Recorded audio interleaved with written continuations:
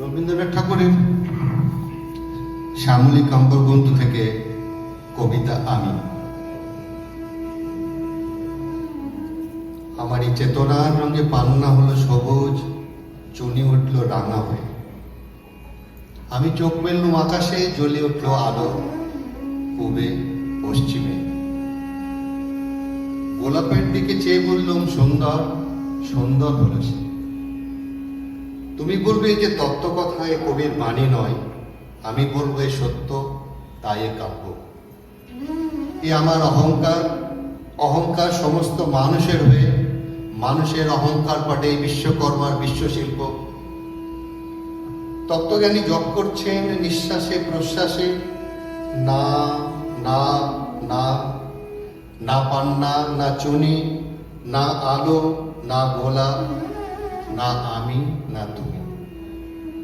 ওদিকে অসীম যিনি, তিনি স্বয়ং করেছেন সাধনা, মানুষের সীমা নাই, তাকেই বলে আমি।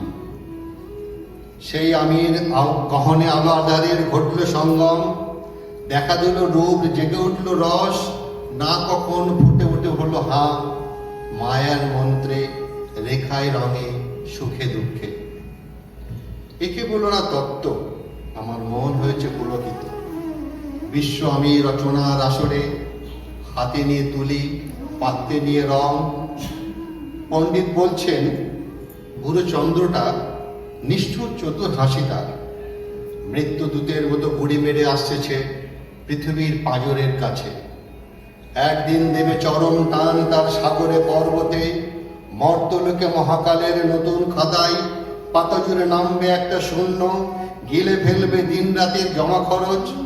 মানুষের কীর্তি হারাবে অমরতার ভান, তার ইতিহাসে লেবে দেবে অনন্ত রাত্রির কালি।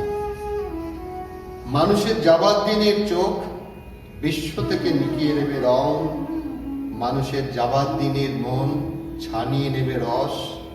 শক্তির কম্পন চলবে আকাশে আকাশে, জ্বলবে না কোথাও আলো, বিনাহীন সবাই যন্ত্রের আঙুল নাচবে, বাজবে না সুর। সেদিন কবিত্বহীন বিধাতা একা রবেন বসে, নীলিমাহীন আকাশে, ব্যক্তিত্ব হারা অস্তিত্বের গণিত তত্ত্ব নিয়ে।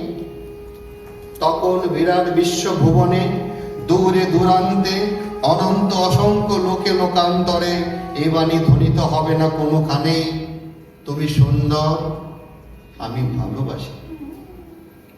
বিধাতিকে আবার বসবেন সাধনা করতে যুগ যুগান্তর ধরে, প্রলয় সন্ধ্যায় জপ করবেন, কথা কও কথা কও, বলবেন বলো তুমি সুন্দর, বলবেন বলো আমি ভালোবাসি।